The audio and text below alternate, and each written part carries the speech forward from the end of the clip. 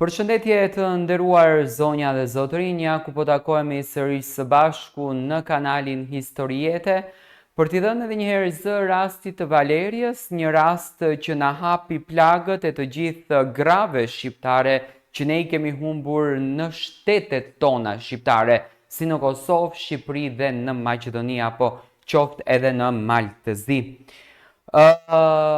Hetimet e deri më tanishme japin detaje shumë pak, pasi që prokuroria meksikane dhe policia meksikane nuk dalin në detaje shumë apo të japin shumë informacione për publikun më gjerë, do të thënë kanë dhënë shumë pak detaje dhe fokusin apo të dyshuarin kryesor e kanë vënë tek i dashuri i Valeriës. Valeria para se të vritet nga personi në fjalë është thëritur me zë kur ka hyrë njeriu apo ai burri që vrau Valerian në sallonin e saj, duke thënë hey Vale, që nënkupton që zotëria në fjalë nuk ka qenë i bindur se cila nga ato gocat ka qenë Valeria. Në momentin që Valeria i është prezantuar me po, zotëria ka gjuajtur 3 plumba, ku një i ka rënë në kokë dhe 2 të tjera në bark. Valeria ishte vetëm 23 vjeç, e bukur, plot jetë dhe njohur në rrjetet sociale. Ajo kishte ndërtuar një emër që rezononte me dhjetra mijëra ndjekës, duke shpërndar çdo ditë mesazhe pozitive, kujdes për veten dhe këshilla për bukurinë.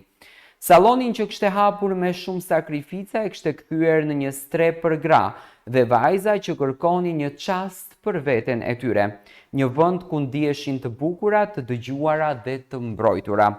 Por jeta e saj u ndërpre papritur me një dhunë që tronditi gjithë opinionin publik. Në mes të sallonit, në dritën e dritareve që zakonisht reflektonin buzëqeshjen, ajo u qellua për vdekje. Fillimisht të gjithë menduan për një atentat nga jashtë, një krim i egër nga ndonjë i panjohur, por hetimet morën një kthes të errët që i bëri njerëzit të shtrëngojnë në zemrën me dhimbje dhe tronditje. Sipas mediave meksikane, një video e re siguruar nga kamerat e sigurisë zbulon se Valeria nuk ishte vetëm, me të ishte një vajzë që prej vitesh e kishte quajtur miken e saj më të mirë, një shoqe që shpeshherë shfaqej në videot dhe fotografinë e saj, e cila ishte gjithmonë pranë saj në ditët më të mira e më të këqija. Pikërisht, ajo shoqe tani është nën hetim si bashkëpunëtore në këtë atentat makabër. Askush nuk e priste, as njerëzit më të afërt të Valerias, as ndjekësit e saj që e njihnin si një vajzë të butë, të dashur që besonte pa kushte te miqësia. Por mbi të gjitha nuk e priste ajo vetë, nuk priste që ajo mikja që i qëndronte pranë të ishte ndoshta një ndër persona që kishte dijani për vrasjen që po i afrohej. Kjo nuk është thjesht një histori krimi, është një histori që ngre pikpyetje të thella për mbrojtjen e grave në këtë botë. Sa të mbrojtura janë vajzat dhe gratë kur rreziku nuk vjen nga rruga, por nga shtëpia, nga tavolina e kafeve, nga duar që përqafojnë, por njëkohësisht edhe të plagosin.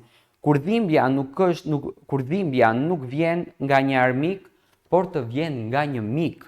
Gratë që shpesh rriten me ndjeshmëri të lartë dhe besim të verbër në shoqe, nuk pranojnë menjëherë se mund të bëhen viktime xhelozisë, por realiteti është ndryshe. Shoqja që të buzëqesh, që të merr përdore, mund të ketë brenda saj një përbindësh të fshehur nga zilia, një urrëtie që ushqehet ngadalë, një heshtje çdo herë që ndriçon më shumë se ajo. Dhe kjo ndjesi me mendjet e liga mund të shndrohet në një krim. Valeria nuk kishte shumë ndjekës. Valeria mund të kishte shumë ndjekës, më falni, por fundi ajo ishte vetëm një vajzë. Një vajzë që kërkonte të ndërtonte jetën e saj, që punonte fort, që besonte në dashuri, miqësi dhe mbi të gjitha në besnikëri. E në një botë ku vajzat shpesh janë të pambrojtura jo vetëm ndaj dhunës fizike, por edhe ndaj helmit të xhelozisë dhe tradhtisë, Valeria u bë një viktimë që sot ngre një thirrje të fortë për drejtësi. Autoritetet ende nuk kanë dhënë detaje zyrtare mbi përfshirjen e shoqes, por gjithçka po hetohet me përpikmëri, ndërkohë rrjetet sociale janë mbushur me mesazhe zemërimi edhe dhimbje. Njerëzit kërkojnë jo vetëm ndëshkim për autoritetet, por edhe transparencë, sepse në një shoqëri që nuk mbaron gratë nga brenda vetes, është një shoqëri që i le ato të pambrojtura në çdo cep. Nëse dyshimet për mikeshën e saj më të afërt konfirmohen, kjo nuk do të jetë vetëm një vrasje tragjike, por një rast më tronditës të tradhtisë mes grave ku xhelozia dhe urrejtja triumfuan mbi dashurinë edhe besimin.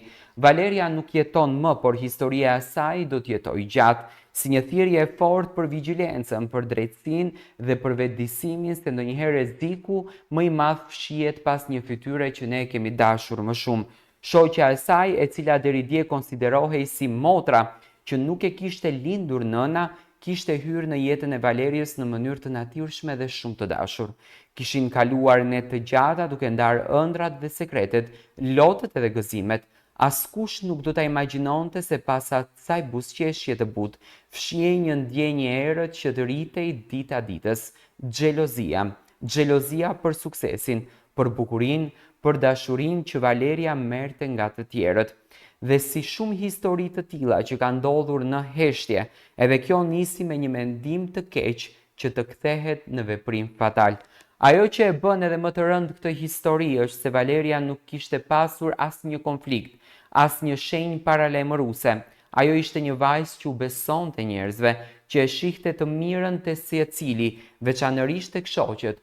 Por kjo botë për fat të keq nuk i fal vajzat që shkëlqejnë, nuk i mbron ato që nuk janë të mbrapshta, që nuk din të dyshojnë, që nuk e kuptojnë kur mikesha e tyre në vend që të gëzohet për suksesin ndjen urrejtje të fshehur.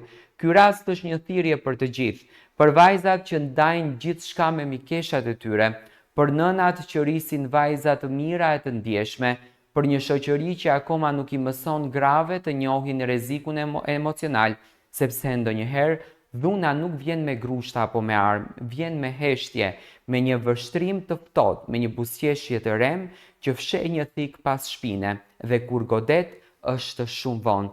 Në fund Valeria nuk do të kthehet më, por le të jetë emri i saj si një kujtesë për të gjithë gratë dhe vajzat. Tregoni të kujdesshme me kë hapni zemrën, sepse jo çdo mike është një ëngjëll. Ndonjëherë më e rrezikshmja është ajo që të qëndron më pranë, dhe pikërisht në këtë arsye drejtësia nuk duhet të vonojë, jo vetëm për Valerien, por për çdo vajzë që është besuar edhe është djegur nga një tradhti e një mikes. Kjo është historia e Valeriës, ku nga kjo histori e një 23 vjeçares fatkeqësisht ne arritëm të kuptojmë se ndonjëherë mikja e cila na përqafon dhe na buzëqesh më së shumti është ai miku që ne kemi parë shpesh herë nëpër disa fotografi që e kanë modifikuar një gjarpër që të kafshon dorën, duke menduar që është dora e një mikes son më të mirë. Historia e Valeriës tregoi që një ëngjëll i bukur besoi shumë tek njerëzit e tjerë, thjesht e xhelozuan edhe u ryen se kjo vajzë ishte tepër e bukur.